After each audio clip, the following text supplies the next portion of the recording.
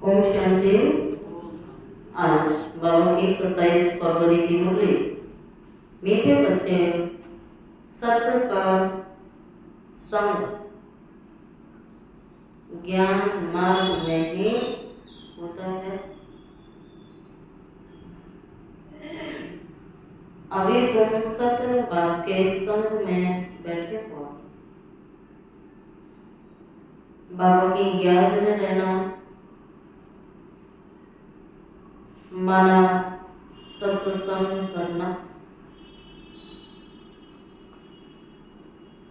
प्रश्न, सत्संग की आवश्यकता तुम बच्चों को अभी ही है क्यों? सत्संग की आवश्यकता तुम बच्चों को अभी ही है क्यों? क्योंकि तुम प्रधान आत्मा एक सत्य बाप, सत्य शिक्षक और सतगुरु के संग से ही सतो प्रधान काले से गोरी बन सकती है। बिना सत्संग के निर्बल आत्मा बलवान नहीं बन सकती। बाबा के संग से आत्मा में पवित्रता का बल आ जाता है। 21 जन्म के लिए उसका बेड़ा पार हो जाता है।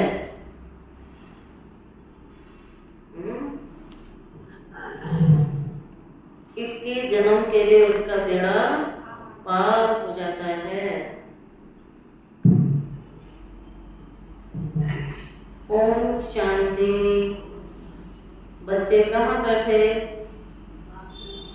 सत्संग में। बाबा कहते हैं सबका संग है। इस सब के संग में कल्प कल्प संगम पर ही बच्चे बैठते हैं। दुनिया तो ये नहीं जानती कि सत्य का संग किसको कहा जाता है। सत्संग नाम ये अविनाशी चला आता है। भक्ति मार्ग में भी कहते हैं हम फलाने सत्संग में जाते हैं। कहते हैं ना हम राधे स्वामी के सत्संग में जाते हैं, हम निरंकारी के सत्संग में जाते हैं। तो सबका अलग अलग है। फलाने फलाने के सत्संग में जाते हैं। बाबा कहता है सत्संग, सत्य का संग, सत्य प्रभु का संग, सत्य बाबा का संग। तो सच्चा सच्चा सत्संग ज्ञान मार्ग में होता है। अब तुम सत्य के संग में बैठे हो। आत्माएं सत्य बाबा के संग में बैठी हैं। और कोई जगह आत्माएं परम पिता परमात्मा के संग में नहीं बैठते। बाप को जानते नहीं। भल कहते हैं हम सत्संग में जाते हैं, परंतु वे देह अभिमान में आ जाते हैं। तुम देह अभिमान में नहीं आओगे। तुम समझते हो हम आत्मा हैं, बाबा के संग बैठे हैं। आत्मा समझोगे तो बाबा के संग बैठे हो।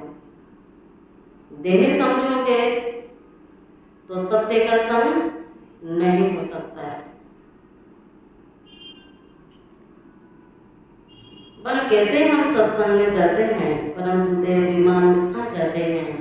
तुम बाबा के संग में बैठे हो और कोई भी मनुष्य सत्य के संग में बैठ नहीं सकता। सत्य का संग ये नाम भी अभी का है। सत्य का संग इसका यथार्थ रीति अर्थ बाबा बैठ आपको समझा रहे हैं। सत्संग का अर्थ भी नहीं समझते थे। तुम आत्माएं अब परम पिता बाबा जो सत्य है उनके साथ बैठे हो। वे सत्य बाप, सत्य टीचर और सतगुरु है। तो गोया तुम सत्संग में बैठे हो, फिर भल यहाँ व घर में बैठे हो, ठीक है। वहाँ जाना पड़ता है सत्संग के लिए। यहाँ बाबा ने कहा तुम कहीं भी बैठे हो, यहाँ बैठे, घर में बैठे, कहीं भी हो, लेकिन अगर बाबा की याद है तो आप कहाँ बैठे हो? तो आज बाबा ये पाठ पक्का कराते हैं, सत्य की याद है तो सत्संग है, आप कहीं भी हैं। बाप मधुवन में बैठे हैं, बाप को याद करने की युक्तियां अनेक प्रकार की मिलती हैं, याद से विकर्म विनाश होते हैं, यह भी बच्चे जानते हैं। हम 16 कला संपूर्ण बनते, फिर उतरते उतरते तुम्हारी कलाएं कम होती जाती हैं। भक्ति भी पहले अभी बिचारी, फिर गिरते गिरते ब्याह भी बिचारी। बाबा कहते हैं ब्याह बिचारी। अनेकों की भक्ति आरंभ हो जाती है। शिव पहले शिव की भक्ति की तो अभी बिचारी, बेबिचारी, बेबिचारी अनेकों की, अभी बिचारी एक की। तो बेबिचारी होने से तमो प्रधान बनना शुरू हो जाते हैं। उनको सत्का संग जरूर चाहिए, नहीं तो पवित्र कैसे बनेंगे? तो अब तुम आत्माओं को सत्का संग मिला है। आत्मा जानती है हमको बाबा को याद करना है, उनका संग है। याद को संग कहेंगे ना, इनको बड़े आदमी का संग लगा हुआ है, कहते हैं इसके साथ फलाना है, इसको बड़े आदमी का संग लगा हुआ है, इसीलिए देहाभिमानी बन पड़ा। अभी तुम्हारा संग हुआ है सत्य बाप के साथ, जिससे तुम तमो प्रधान से सत्व प्रधान बन जाते। बाप कहते हैं मैं 21 बार आता हूँ संगम की अनमोल घड़ियों में, कल्याणकारी युग में। इस समय बाबा आया हुआ है। अभी आत्मा का परमात्मा का संग होने से क्या बेनिफिट है? आत्मा का परमात्मा का संग होने से क्या फायदा होने वाला है? क्या बोला अभी बाबा ने बोला था 21 जन्म के लिए तुम्हारा बेड़ा पार हो जाएगा। पढ़ाई पे ध्यान है? ध्यान है? फिर तुमको संग लगता है, ये भी ड्रामा बना हुआ है। बाप कहते हैं मेरे साथ तुम बच्चों का संग होने से तुम सत्व प्रधान बन जाते हैं, जिसके गोल्डन एज कहा जाता है। साधु संत आदि तो समझते हैं कि आत्मा तो निर्लेप है, कुछ भी करो आत्मा को कुछ भी नहीं होता है, और सब परमात्मा ही परमात्मा है। तो इसका मतलब परमात्मा में खाद पड़ी है, आत्मा में तो खाद पड़ी है, सब में भगवान है। तो बाबा कहता है परमात्मा में खाद पड़ नहीं सकती। बाप कहते हैं मुझे परमात्मा में खाद पड़ती है? नहीं, मैं तो सदैव, बाबा कहते मैं सदैव क्या हूँ? तो पहली बात आत्मा निर्लेप नहीं है, लेप चेप सब आत्माओं को लगता है, ठीक है। निर्लेप है तो कौन? बाबा को कह सकते हैं, ठीक है। बाबा कहता लेप चेप तुम्हें लगता है, उल्टे सीधे, उल्टे भी कर्म करते हो, सीधे भी तुम करते हो। बाबा का तो सदैव श्रेष्ठ कर्म है। बाबा सदैव परम धाम में रहता है, क्योंकि मुझे तो जन्म मरण में आना भी नहीं है, तो लेप चेप तो लगेगी नहीं ना। फिर जब जन्म मरण में आओगे तो कर्म भी होगा, विकर्म भी होता है, सब कुछ होता है। तो लेप चेप अर्थात मैल चढ़ती है, आत्मा काली होती है। बाबा कहता मैं सदैव एवर प्योर। यह तुम बच्चे ही जानते हो, तुम्हारे में भी कोई का संग जास्ती है, कोई का कम है, कोई अच्छी रीति पुरुषार्थ करके योग में रहते हैं, ठीक है। बाबा उन्हें भी देखता है। जितना समय आत्मा बाबा का संग करेगी, बाबा के कनेक्टिविटी में रहेगी, बाबा कहता है मेरा संग करो, मुझे याद करो, सत्संग करो, सत्य का संग बुद्धि से पकड़ के रखो। मुझे इस शरीर का आधार लेना पड़ता है, नहीं तो बाबा कहता है मैं कैसे बोलूं, तो ब्रह्मा तन लेना पड़ता है। आत्मा को सबका संग करना है। आत्मा वंडरफुल है, परमात्मा भी वंडरफुल है, दुनिया भी वंडरफुल है। आत्मा वंडरफुल है, परमात्मा वंडरफुल है, और ये पूरी दुनिया भी बाबा के तो वंडरफुल है। ये दुनिया कैसे चक्कर लगाती है, वंडर है ना।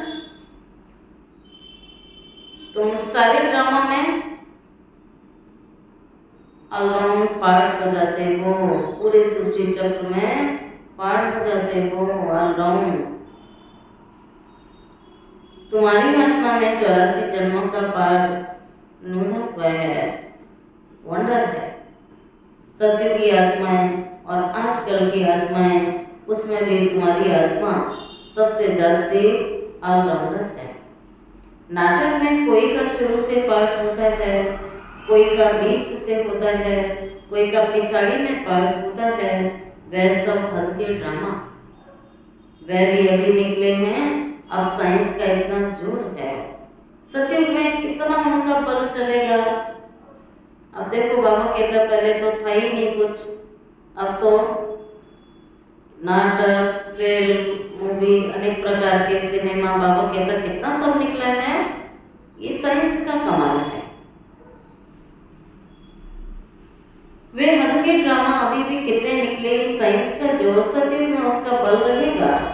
नई दुनिया कितनी जल्दी बनती होगी, ये साइंस की कमाल होगी।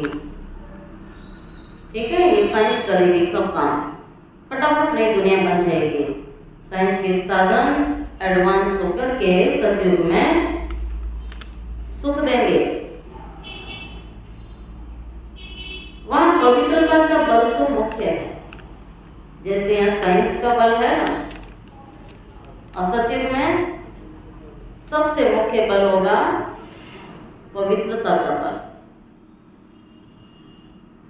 संगम पर है साइलेंस बल, और साइलेंस बल के आधार से पवित्रता का बल भी आता है, बुद्धि बल भी आता है, हर प्रकार का बल। बाबा कहता है साइलेंस की शक्ति से, पवित्रता की शक्ति से आत्मा में आ जाता है, और इसलिए सतयुगी दुनिया बाबा कहता है बहुत सुंदर होगी।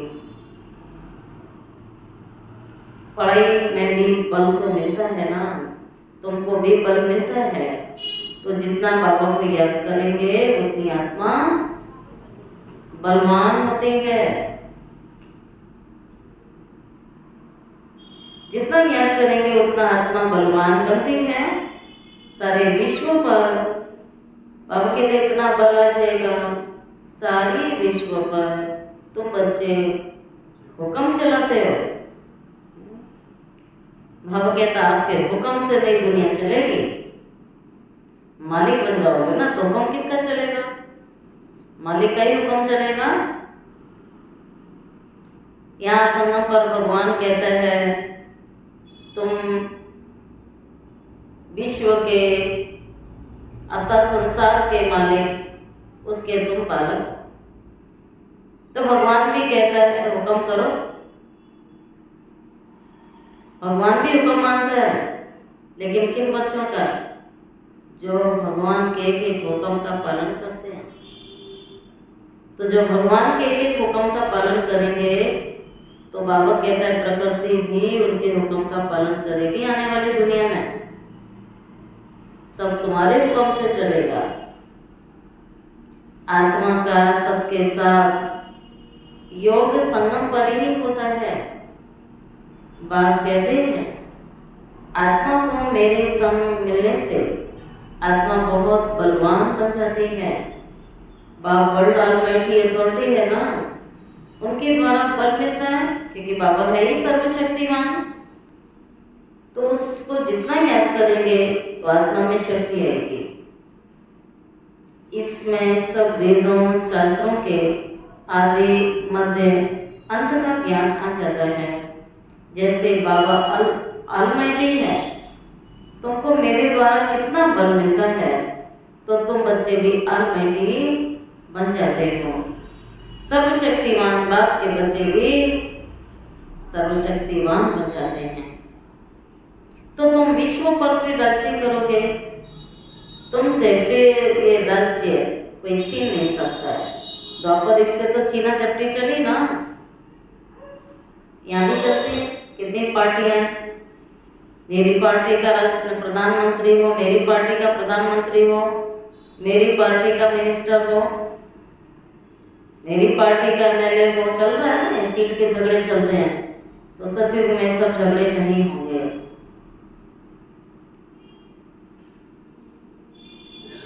बाप कहते हैं जितना याद करोगे उतना तुम्हें क्या मिलता है, बल मिलता है। सारे विश्व पर तुम राज्य करोगे, उनके द्वारा तुम्हें सारा ज्ञान मिलता है। बाप कहते हैं जितना याद करते उतना बल। बाप कोई तकलीफ आपको नहीं देते हैं। तो सिर्फ तो क्या बोलते हैं, भगवान कोई तकलीफ थोड़ी देता है। भगवान का ज्ञान इतना सहज है। बाबा ने हमें सहज मार्ग बताया है, लेकिन बच्चे क्या करते हैं? बाबा मुश्किल को सहज करने आया, बच्चे क्या करते हैं? कभी कभी मुश्किल को सहज कर देते हैं। जादूगर हो गए करते हैं। भगवान पहाड़ को राई बना देता है, बच्चे राई को पहाड़ बना देते हैं, दूसरे जादूगर बन जाते हैं। फिर सहज है, सब कुछ सहज है। जिसने व्यर्थ सोचना बंद कर दिया उसके लिए सब कुछ सहज है। और जो जितना व्यर्थ सोचेगा उतना सब कुछ उसके लिए कठिन हो जाता है। ऐसी की बात है। व्यर्थ चिंता चलती है ना, व्यर्थ चिंतन और चिंता, जिसके लिए बाबा सख्त मना करता है। शिव भाई कहाँ जा रहे हो? कहाँ पहुंची मंजिल? उड़ान कर ली? कहाँ पहुंचे? कौन से एयरपोर्ट पे पहुंच गए? सिर्फ याद करना है। 84 जन्मों का चक्र पूरा होगा, अब घर जाना है। बाबा कहते चलो बुद्धि समेट लो यहाँ से, और तो कुछ जाएगा नहीं। कहीं जाते हैं तो स्थूल तैयारी करनी पड़ती है ना शरीर के लिए। टिकट बुक कराओ, सामान भी रखो, बोझा उठाना पड़ता है, थोड़ा हाथ तो लगाना पड़ता है, संभाल भी करनी पड़ती है ना। जहाँ भी जाओगे तो थकान भी होती है, तो पैसे भी खर्च होते हैं, तो एनर्जी भी वेस्ट होती है, टाइम वेस्ट होता है। लेकिन भगवान ने जो यात्रा सिखाई है, कि यात्रा कितनी सहज है, जहाँ कुछ भी ले जाने का ऐसा कोई प्रोविजन नहीं है कि आपको कुछ ले जाना है। बाबा कहते बस चलो, चारों तरफ से बुद्धि को समेट के रखना है। ना कोई मेरा है, ना मैं किसी की हूँ, मैं सिर्फ किसकी हूँ? बाबा की। मेरे जीवन पर किसका अधिकार है? बाबा पर, किसी का भी नहीं। तो मैं किसी की भी नहीं हूँ। और देखा जाए तो सब मेरे हैं, और मैं सबकी हूँ। कोई खास के लिए थोड़ी है हमारा जीवन विश्व सेवा के लिए, क्योंकि हम विश्व पिता के बच्चे, विश्व के मालिक बनने वाले हैं। तो सोच बहुत ऊंची करनी पड़ेगी। बाबा कहते हैं क्यों आंख फंसानी है, कहीं बुद्धि लटकानी है, कुछ भी नहीं जाएगा। तो संकल्पों को समेट लो चारों तरफ से, अब रेडी हो जाओ। तो घर जाना है, अभी घर चलना है, ये पुरुषार्थ करो। ये बड़ी समझने की बात है। जास्ती बाबा शब्द यूज कर रहे हैं, जास्ती रेजगारी में जाने की तुम्हें कोई दरकार नहीं है। अभी ज्यादा झंझट में जाने की जरूरत नहीं है। रेजगारी अर्थात झंझट, फालतू की चीजों में, फालतू के विस्तार में। बहुत लंबी चौड़ी प्लानिंग करते हैं ना दिमाग के अंदर, क्या होगा कैसे होगा। दो शब्द तो इतने खतरनाक हैं, क्या होगा और कैसे होगा, जिसके लिए भगवान सख्त मना करता है। अव्यक्त मुरलियों में अनेकों बार ये शब्द आता है, बच्चे ये शब्द यूज मत करो, लेकिन दिमाग आपको बार बार यही लेकर आता है, मेरा क्या होगा। भगवान कहता अभी तक क्या होता है, मैं पाल रहा हूं ना, रोटी खिला रहा हूं ना, सब कुछ दे रहा हूं ना, आगे भी बहुत अच्छा होगा। तो क्या होगा तो बोलना नहीं है। फिर हम ये भी कहते हैं होगा वही जो मंजूर है खुदा होगा, तो होगा वही जो ड्रामा में होगा वही जो मैंने किया होगा, जो मैंने जमा किया होगा वही होगा मेरे साथ। बाबा कहता है जाती रेसगाड़ी में जाने की आपको कोई आवश्यकता नहीं है, किसी भी झमेले में पड़ने की कोई जरूरत नहीं है। भगवान कहता है बीज को जानने से समझ आते हैं। अभी भक्ति मार्ग में मनुष्य कितना धक्का खाता है, धक्के क्यों, इतने धक्के कि शरीर भी छूट जाते हैं, पर फिर भी समझ में नहीं आता। मेहनत करते हैं, मिलता कुछ भी नहीं है देखा जाए तो, फिर भी बाबा आकर के तुमको विश्व का मालिक बनाते हैं।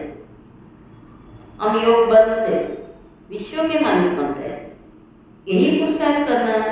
भारत का योग मशहूर है, सारी दुनिया जानती है।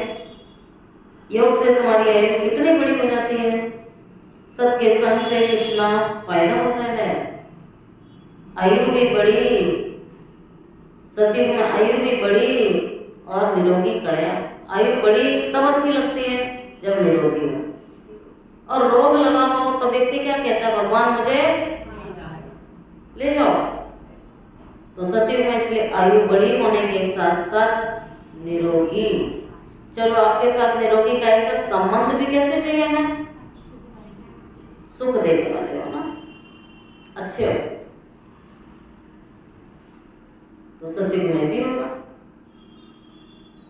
सब सुखदायी संबंध होंगे। तो बाप कहते हैं बीज को जानने से समझ जाते हैं, इनसे सारा झाड़ ऐसे निकलता है, नटशेल बुद्धि में आ जाता है। तो बाबा फिर कहते हैं बच्चे वहाँ तुम्हारा सब कुछ निरोगी काया, ये सब बातें बच्चों की बुद्धि में ही बिठाई जाती हैं, और कोई का भी सबके साथ संग नहीं है, सत्य का संग नहीं है सिवाय तुम ब्राह्मणों के। आज सारी दुनिया में कुसंग लगा पड़ा है,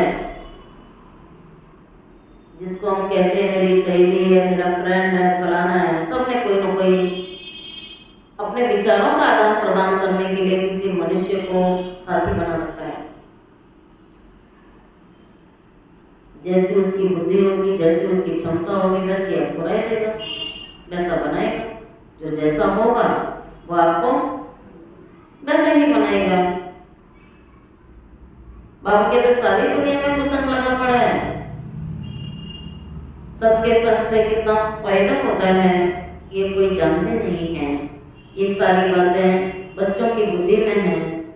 तुम प्रजापिता ब्रह्मा की संतान, दादे पोतरे हो, इतनी खुशी रहनी चाहिए ना कि हम दादे पोतरे हैं। वर्षा भी दादे से मिलता है, यही यात्रा याद की यात्रा है, बिना खर्चे की यात्रा है, क्योंकि है बुद्धि की यात्रा। है बुद्धि में सिमरन रहना चाहिए, सिर्फ हमें बुद्धि पर कमांड रखना है सारा दिन, मन और बुद्धि। ये दो घोड़े बहुत दौड़ते हैं बिना थके, इनकी लगाम पकड़ के रखनी है, ठीक है। इन्हें कहाँ दौड़ाना है, यहाँ दाएं बाएं नहीं।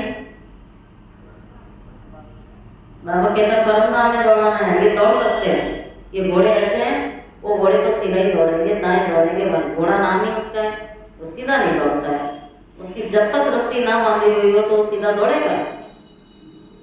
घोड़ा ऐसा जानवर है, दाएं बाएं बहुत देखता है, दाएं बाएं बहुत भागता है। बाबा इसलिए घोड़ा कहता है इसको। ये भागते हैं इधर उधर दुनिया में, लेकिन इनकी ट्रेनिंग कराओ कि मुझे यहाँ नहीं भगाना है, बाबा के पास दौड़ाना है। बहुत फास्ट गति से दौड़ते हैं ये इधर उधर, और जैसे ही बाबा के पास दौड़ाओगे तो स्लो स्पीड हो जाएगी। संकल्प स्लो।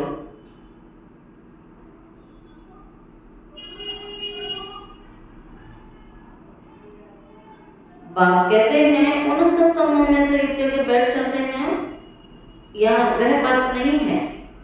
ऐसे नहीं कि एक जगह बैठने से सबका संग होता है, नहीं।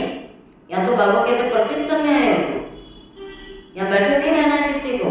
ये जो पढ़ाई कर रहे हो, ये जो अभ्यास करते हो यहाँ पर आकर के, ये पूरा दिन उसको प्रैक्टिकल करना है, यहाँ नहीं बैठे रहना है। भगवान ने तो कही नहीं है बैठ जाओ आके, वो तो कर्म योगी बनाने आए हैं, राजयोगी बनाने आए हैं। कर्म करते हुए योग लगाना है, लेकिन तब होगा जब प्रैक्टिस करोगे यहाँ बैठ के। हर काम की ट्रेनिंग होती है, भगवान ट्रेनिंग करा रहा है, प्रैक्टिस करा रहा है, अभ्यास करा रहा है। ऐसे नहीं एक जगह बैठने से ही तुम्हारा सत्संग होता है। उठते बैठते चलते फिरते सोते नहीं, उठते बैठते चलते फिरते, लेकिन इसमें सोना नहीं आता है कि सोते भी हम योग में थे। एक ब्राह्मण बोलते नहीं नहीं मैं याद में बैठी थी। आया मुरली में सोते भी तुम याद में बैठे हुए। हाँ, बाबा को याद करके फिर आराम से सोने के टाइम सोओगे तो हो सकता है याद में सोएं, लेकिन अभी तो पढ़ाई का टाइम है, हम पढ़ रहे हैं। अगर उनको याद करते हैं तो आप चलते फिरते उठते बैठते, अगर बाबा की याद है तो आज बाबा क्या कह रहे हैं, वो क्या है। पूरी मुरली में इतनी बात समझ में आ गई नहीं आई अभी तक। चलते फिरते उठते बैठते अगर उसकी याद है तो सत्संग में हो तुम, नहीं तो सत्संग में जाके भी तुम सत्संग में हो नहीं। समझ में आई बात नहीं बाबा की कि वहाँ जाना पड़ता है, धक्के खाने पड़ते हैं, मेहनत करनी पड़ती है, खर्चा करना पड़ता है। फलाने सत्संग में गए और जिंदा लौटे नहीं लौटे इसका भी भरोसा नहीं है। और यहाँ भगवान कहता है तुम एक जगह बैठ के चलते फिरते उठते बैठते भी सत्संग में रह सकते, बुद्धि मेरे साथ लगाओगे तो सत्संग में हो।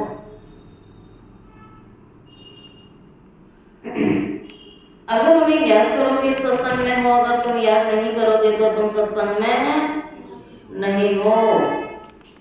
तो सभी सत्संग में बैठे हैं, जो बैठे हो हाथ उठाओ। अगर तुम याद नहीं करते तो देहाभिमान में हो, फिर योग नहीं लगता, बाबा को याद नहीं करते, बाबा से प्रीत नहीं जुटी अभी तक, तो देहाभिमान, बीमारी देहाभिमान की है। देह असत्य चीज हुई ना, सत्य तो आत्मा है ना। असत्य वो सत्य नहीं हुआ है। सत्य स्वरूप क्या है, आत्मिक स्वरूप है। सत्य कौन है, बाबा है। अपने या दूसरे की देह क्या हुई, असत्य है, तो वो सत्य नहीं हुआ, सत्य संग नहीं हुआ। देह को सत्य नहीं कहेंगे, शरीर जड़ है, 5 तत्वों का बना हुआ है, उनमें आत्मा नहीं होती तो चिरपुर होगी नहीं। मनुष्य के शरीर की तो वैल्यू है ही नहीं।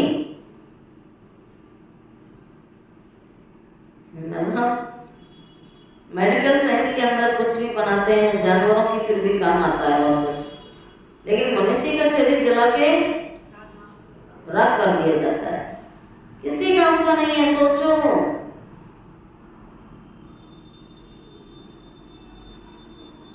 बाबा के देश की कोई वैल्यू ही नहीं है। और सबसे ज्यादा अच्छा खाना कौन खाता है यहाँ?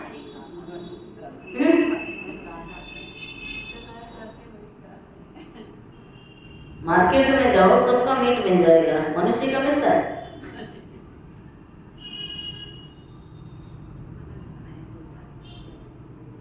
सीधा जला दिया जाता है। जानवरों को तो मरने के बाद भी उनसे धन कमा रहे हैं। बाबा कह रहा है इसकी कोई वैल्यू नहीं है, ये वैल्यूलेस है। सौभाग्य तो आत्मा को मिलना है। मैं फलाना हूँ, आत्मा कहती है। बाप कहते हैं आत्मा कैसी हो गई तो तुम्हारी अभी तुम्हारी आत्मा कैसी हो गई है? और इस शरीर को किसको खा खा के बना रहे लोग? हाँ, अंडा कच्छ मच्छ सब खा लेते हैं। ब्राह्मण को थोड़ा अटपटा लगता है ना बाबा के बच्चों को। सब खा जाती है दुनिया। हर एक बाबा कह रहा भस्मासुर है। घर घर में मिल जाएंगे ऐसे भस्मासुर। घर में नहीं खाएंगे तो बाहर खाएंगे।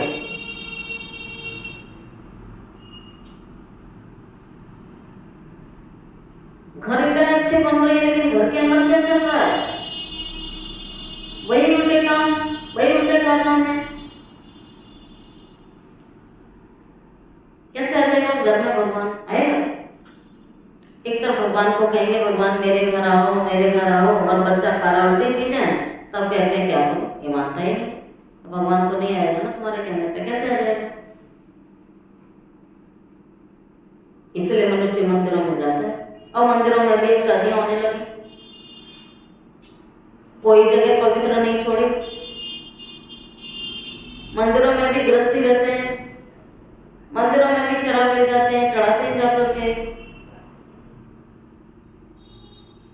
बाबा कह रहे हैं सब भस्मासुर बन गए। अपने को आप ही भस्म कर रहे हैं, अपने अपने कर्मों से कर रहे हैं, अपने को श्रापित कर रहे हैं। एक तरफ भगवान से मदद मांगते हैं, घर में अशुभ चीजें लाते हैं। वैसे लहसुन प्याज का भोग नहीं लगाएंगे देवी देवताओं को पूजा के दिन, और घर में खूब लहसुन प्याज के तड़के लग रहे हैं। आएगा भगवान? नहीं आएगा। यही बाबा कहते हैं अपने को आप ही क्या कर रहे हैं? भस्म कर लेते हैं। कैसे कामचिता पर बैठकर हर एक अपने को भस्म कर रहे हैं। दूसरा उल्टा खान पान, और दूसरा क्या हुआ? कैसा जीवन होगा? दुख शांतिमय होगा ना। काम चिता पर बैठे हुए हैं। इस टॉपिक पर तो आते ही नहीं लोग, दूर भाग जाते हैं। बाबा तो मुद्दे पर बात करने आया है। मैं दुनिया में खाली समय में बाबा के अंदर टाइम पास करने थोड़ी आया हूँ। तुमने मुझे किस काम के लिए बुलाया था? पावन बनाओ, बाबा के दबा लो। और अगर तुम आप कहोगे नहीं नहीं नहीं नहीं अभी नहीं, बाद में, भगवान कहता अब नहीं चलेगा ये, अब तो मैं तुम्हें लेके जाऊंगा, सुधर जाओ, नहीं तो धर्मराज तुम्हें सुधारेगा। आ चुका है। तो बहुत सारे ब्राह्मणों ने तो कहना मान लिया, और बहुत सारे अभी दूसरों का बहाना लेके बैठे हुए हैं। उन्हें अभी तक निश्चय नहीं हुआ कि कौन आया हुआ, कौन कह रहा है और किसके फायदे के लिए कह रहा है। अपने को आप ही भस्म कर लेते हैं। काम चिता पर बैठ अपने को भस्म करके भस्मासुर ठहरे। अभी तुम ज्ञान चिता पर बैठ देवता बन रहे हो। सारी दुनिया काम चिता पर बैठ करके, पूरी दुनिया की बात कर रहा है भगवान। पूरी दुनिया काम चिता पर बैठ करके भस्मासुर बन गई। अभी तुम देवता बन रहे हो। दुनिया काली तमो प्रधान हो गई। बाप आता है बच्चों को काले से गोरा बनाने, तो बाप बच्चों को समझाते हैं बच्चे देह अभिमान सबकी जड़ है। देह अभिमान, सारे पापों की जड़ है देह अभिमान। जितना व्यक्ति में देह अभिमान होगा उतना उसके अंदर क्या होगा? सब विकार होंगे, सब विकार होंगे। तो अपने को आत्मा समझो। इसलिए बाबा कहता है इसी से तुम निकल सकते हो। बच्चे स्कूल में पढ़ते हैं तो फिर पढ़ाई तो घर में रहती भी बुद्धि में रहती है ना। स्कूल से पढ़ के आ गए तो बुद्धि पढ़ाई थोड़ा ना बुद्धि से निकल गई। यह भी तुम्हारी बुद्धि में पढ़ाई तो रहनी चाहिए कि घर में गए, काम धंधे में गए, और पढ़ाई थोड़ी खिसकनी चाहिए। ये तुम्हारी कौन सी लाइफ है? अच्छा, किस किस की स्टूडेंट लाइफ है? हाथ उठाओ। तो एक डायरी भी नहीं उठती हाथों से, तो कैसी स्टूडेंट लाइफ है? ना स्कूल की ड्रेस पहन पा रहे हैं, ना बैच लगता है, ना डायरी लेकर आते हैं। स्टूडेंट लाइफ है ये? सो के उठ के चल दिए खाली हाथ, ना ड्रेस। दुनिया में स्कूल में जाता है बच्चा, आई कार्ड पहनता है, ड्रेस पहनता है, तरीके से आता है, तैयार होके आता है, साथ में बैग लेकर आता है, तो उसको लगता है हम स्कूल जा रहे हैं। कोई भी देख के बता देगा बच्चा स्कूल जा रहा है। और लाल पीले नीले कपड़ों में जाएगा, बैग नहीं होगा, तो किसी को समझ में आएगा कहाँ जा रहा है? और ड्रेस में होगा और कहीं और जाएगा तो कहेगा घर से बच्चा स्कूल आया होगा, और देखो यहाँ घूम रहा है। स्कूल की ड्रेस में आओगे तो सबको पता लग जाएगा स्कूल जा रहे हैं। नहीं तो सारी दुनिया बाहर निकल रही है घर से बाहर, कोई काम पे जा रहा है, कोई कहाँ जा रहा है। रोड पे देखो सब भाग रहे हैं, उड़ते भागना चालू हो जाते हैं, क्या पता लग रहा है कहाँ जा रहे हैं। और डायरी हाथ में होगी, बैच लगा होगा, ड्रेस में होंगे तो सब समझ जाएंगे जरूर है ये कहाँ जा रहा है, ये सत्संग में जा रहा है, इतना तो समझ में आ जाएगा। तो बाबा कहता है युक्तियां आपको समझाई जाती हैं, ये आपकी स्टूडेंट लाइफ है। ये बुद्धि में सदैव रहनी चाहिए। लक्ष्य सामने खड़ा है, उठते बैठते चलते फिरते नॉलेज बुद्धि में सदैव रहनी चाहिए। यहाँ बच्चे किस लिए आते हैं? मधुबन में किस लिए आते हैं? रिफ्रेश होने आते हैं। युक्तियाँ समझाई जाती हैं, ऐसे ऐसे समझाओ। दुनिया में ढेर के ढेर सत्संग होते हैं, कितने मनुष्य आकर इकट्ठे होते हैं। वास्तव में ये सत का संग तो है नहीं, सत का संग तो अभी तुम बच्चों को मिलता है। दुनिया में जहाँ भी हो रहा है बाबा के तो कोई सत का संग नहीं है। बाप आकर सत्य की दुनिया स्थापन कर रहे हैं, तो मालिक बन जाते हो। देह अभिमान झूठे अभिमान से गिर पड़ते हो, सत के संग से तुम चढ़ जाते हो। आधा कल प्रारब्ध भोगते हो। ऐसे नहीं कि अभी भी तुमको सत का संग है, नहीं। सत का संग और झूठ का संग तब कहते हैं जब दोनों हाजिर। सत बाप जब आते हैं वही आकर सारी बातें समझाते हैं। जब तक वो सत बाप नहीं आए तब तक कोई भी जानते नहीं। अब बाप तुम बच्चों कहते हैं आत्माएं मेरे साथ संग रखो। देह का जो संग मिला है उनमें उपराम हो जाओ। देह देखे समान, देखे पदार्थ, देखी दुनिया, सबसे उपराम, डिटैच, न्यारे, साक्षी हो जाओ।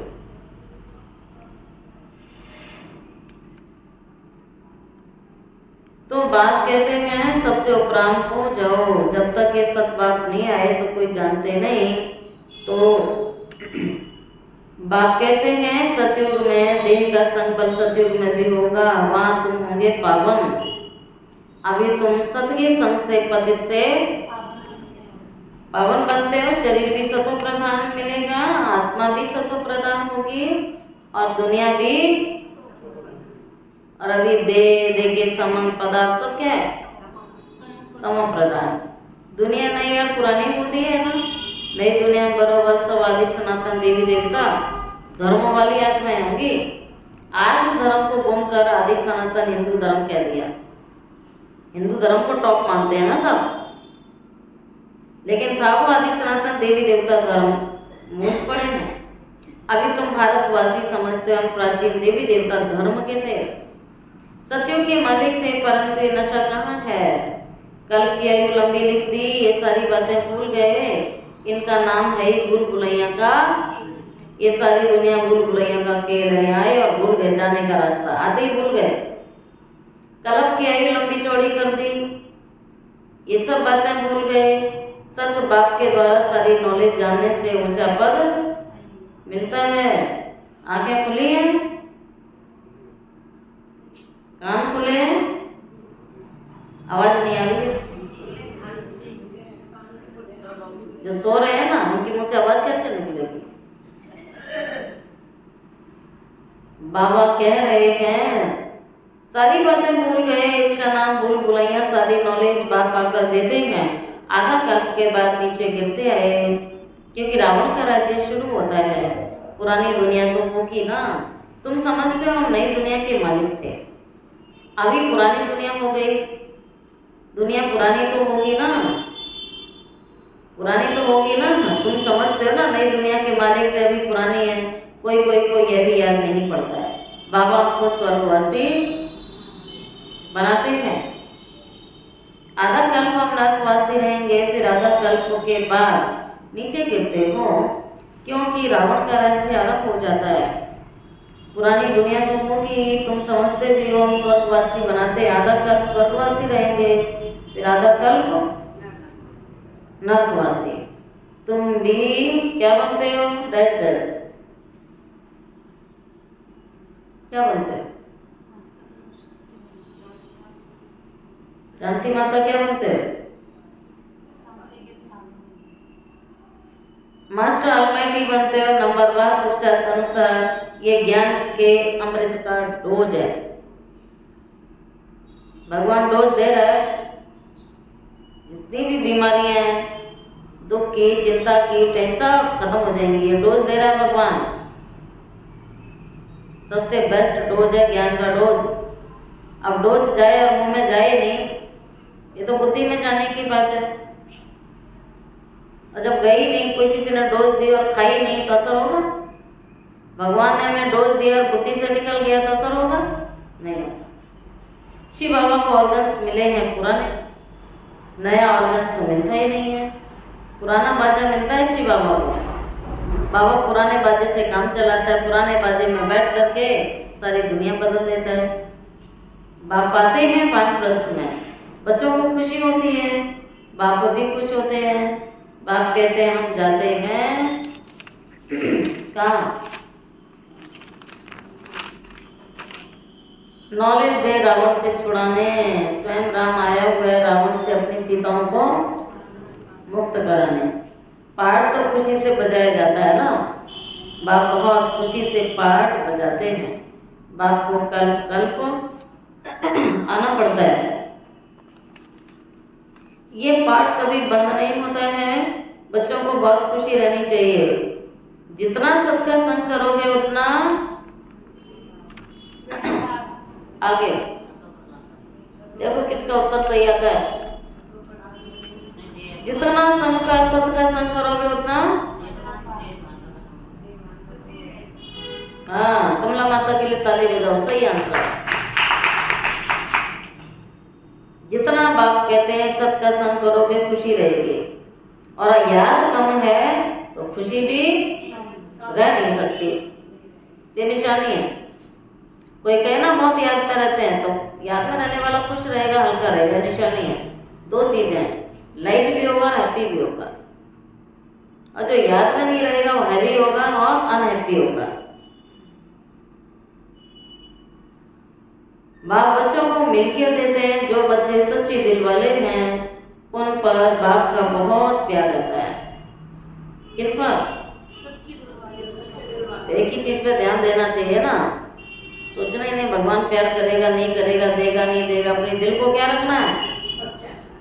ज्यादा तिकड़म नहीं, सच्ची और साफ दिल। पूरा दिन इसी पे ध्यान रखो। सच्ची दिल रखनी है, साफ दिल रखनी है, झूठ बोलना ही नहीं है, बात घुमानी भी नहीं है। अब देखो जो लोग झूठ बोलते हैं, बात घुमाते हैं, तो डर रहता है, इसको बोल दिए, बोल ना दे, है ना, कई चीज चलता है ना। बाबू के सब खत्म है ही नहीं कुछ। साफ सच्ची दिल तो साहिब राजी हो जाएगा ना। फिर बाबा ने कह दिया, बाप बच्चों को मिलकर देते हैं। बच्चे सच्ची दिल वाले हैं, उन पर बाप का बहुत प्यार रहता है। सच्ची दिल पर साहिब राजी। तो किसको राजी रखना है? झूठी बातों से मनुष्य खुश होते हैं और सच्चाई से बाबा खुश होता है। तो सच्ची दिल से साहिब राजी रहता है। अंदर बाहर जो सच्चे रहते हैं, तो सोचो एक बाहर की सच्चाई, एक अंदर की सच्चाई, दोनों सच्चाई चाहिए भगवान को। बाप के मददगार बनते हैं जो सच्चे दिल वाले होते हैं। बाबा ने बहुत प्यार करता है। जो शरीर पर तत्पर रहते हैं, जो सच्ची दिल वाले होते हैं, ये दो बातें अंडरलाइन करो ब्राह्मण जीवन में, कि मेरा जीवन उसके लिए अर्पण है। अब तो चाहे जान भी चली जाए। तो जो सेवा में तत्पर रहते हैं और जो सच्चे दिल वाले हैं, बाबा उन पर प्यार बरसाता है, बाबा उन पर राजी रहता है। तो ना जाने कितने अनेकों वरदान बाबा में देता है, फिर झोलियां भर देता है बिना मांगे। मांगने की उसको आवश्यकता नहीं है, जिसने 2 काम कर लिए, दिल साफ और सच्ची, और दूसरा सेवा में हाजिर। दुनिया के काम बाद में, भगवान का काम पहले। जो कहते हैं ना फुर्सत मिलेगी तो करूंगी, भगवान कहता है मुझे भी जब मिलेगी तो दे दूंगा तुझे। हम पहले आगे रखेंगे, बाबा भी हमें आगे रखेगा। हम पीछे रखेंगे तो आप सोचते हो वो हमें आगे रखेगा।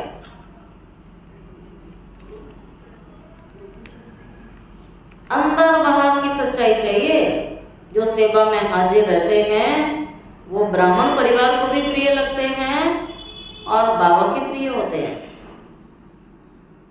अपने दिल से पूछना चाहिए। चलो पूछो अपने दिल से, हाथ रखो दिल पे। कहाँ है दिल?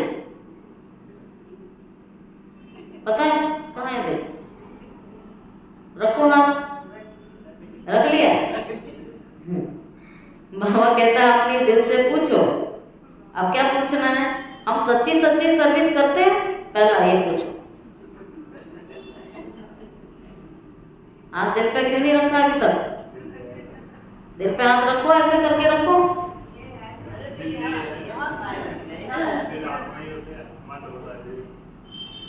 दिल तो शरीर का हिस्सा है ना, तो वो तो यहाँ है ना, तो दिल का भी रोल है ना, फीलिंग्स तो उसी में है ना, आत्मा के थ्रू ही आती है। तो बाबा कहता है अपने दिल से पूछो। हम सच्ची सेवा करते हैं? पहला बहुतों को रास्ता बताते हैं।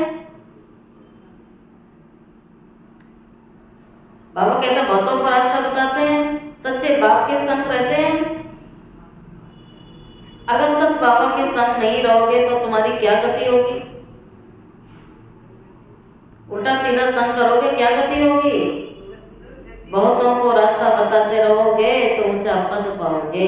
ये सर्विस हो गई। फिर सत बाप से हमने क्या वर्षा पाया है, ये अपने अंदर देखो। ये जानते तो नंबरवार है, कोई कितना वर्षा पाते, कोई कितना पाते, रात दिन का फर्क है। अच्छा मीठे मीठे सिकील दे बच्चों प्रति माता पिता बाप दादा का याद प्यार, गुड मॉर्निंग। रूहानी बाप की रूहानी बच्चों को नमस्ते। रूहानी बच्चों की रूहानी बाप दादा को याद प्यार, गुड मॉर्निंग और नमस्ते नमस्ते नमस्ते। शुक्रिया बाबा, शुक्रिया बाबा, शुक्रिया बाबा। तुम्हें जो इस देह का संग मिला है, धारणा की बात, तुम्हें जो इस देह का संग मिला है, इस संग से उपराम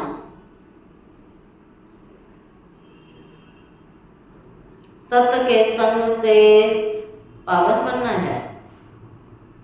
तुम्हें जो इस देह का संग मिला है, इस संग से उपराम रहना है, संग सत्य के संग से पावन बनना है। सेकंड पॉइंट, इस स्टूडेंट लाइफ में चलते फिरते बुद्धि में नॉलेज घूमती रहे। इस स्टूडेंट लाइफ में चलते फिरते बुद्धि में नॉलेज घूमती रहे। एम ऑब्जेक्ट को सामने रख पुरुषार्थ करना है। सच्चे दिल से बाप का मददगार बनना है। वरदान, अव्यभिचारी और निर्विघ्न स्थिति द्वारा फर्स्ट जन्म की प्रारब्ध प्राप्त करने वाले समीप और समान भव। बोलिए, अव्यभिचारी और निर्विघ्न स्थिति द्वारा फर्स्ट जन्म की प्रारब्ध प्राप्त करने वाले समीप और समान भव। जो बच्चे या बाप के गुण और संस्कारों के समीप हैं, सर्व संबंधों से बाबा के साथ का वह समानता का अनुभव करते हैं। वही वहाँ रॉयल कुल के फर्स्ट जन्म के संबंध में समीप आते हैं। सेकंड, फर्स्ट में वही आएंगे जो आदि से अब तक अभिविचारी और निर्विघ्न रहे हैं। निर्विघ्न का अर्थ ये नहीं है कि विघ्न आए ही नहीं, लेकिन विघ्न विनाशक वह विघ्नों के ऊपर सदा विजयी रहे हैं, उन्हें निर्विघ्न कहते हैं। विघ्न तो बहुत आए लेकिन उनकी स्थिति को हिलाया नहीं। ये दोनों बातें यदि आदि से अंत तक ठीक हैं आपके जीवन में, तो फर्स्ट जन्म में साथी बनोगे तुम, सतयुग के पहले जन्म में साथी बनोगे। स्लोगन, साइलेंस की पावर से नेगेटिव को पॉजिटिव में परिवर्तन करो। ये बहुत जरूरी है। दो प्रकार के लोग हैं, पॉजिटिव को नेगेटिव में कन्वर्ट कर देते हैं, और आप क्या करते हो? नेगेटिव से पॉजिटिव। जैसे नेगेटिव काली फोटो होती है ना, आप फोटोग्राफर को दोगे तो नेगेटिव से क्या निकाल देगा? काली फोटो से आपकी सफेद फोटो दे देगा, पॉजिटिव में परिवर्तन कर देता है। तो फोटोग्राफर की भी कला है। तो बाबा कहता तुम तो वही कलाकार के बच्चे। दुनिया में कैसी भी किसी भी मनुष्य आत्मा की किसी भी चीज को नेगेटिव को आपको क्या करना चाहिए? पॉजिटिव करना चाहिए। हर बात को पॉजिटिव रीति से उठाना है, हमें आदत बनानी है अपनी। और ये कब होगा? जब साइलेंस की पावर आपके जीवन में होगी। जैसे दुनिया वाले कहते हैं कोई चांद देखता है और कोई चांद में दाग देखता है, कोई कीचड़ देखता है और कोई कीचड़ में चांद देखता है। नजरिया हुआ ना, उसे कीचड़ ही कीचड़ नजर आता है और किसी को वो खिला हुआ कमल नजर आता है। दृष्टिकोण है ना उसका अपना। वही बाबा मैं कह रहा है, नेगेटिव को पॉजिटिव में परिवर्तन करने की आदत डालनी है हमें साइलेंस की पावर के आधार से। होमवर्क, एकांतवासी अर्थात स्थूल एकांत के साथ साथ एक अंत में रहना है। एकाग्रता की शक्ति से किसी भी आत्मा का मैसेज उस आत्मा तक आप पहुंचा सकते हो, किसी भी आत्मा का आह्वान आप कर सकते हो, किसी भी आत्मा की आवाज को तुम कैच कर सकते हो। ये सब शक्तियां आ जाएंगी। किसी भी आत्मा को दूर बैठे तुम सहयोग भी दे सकते हो। ओम शांति।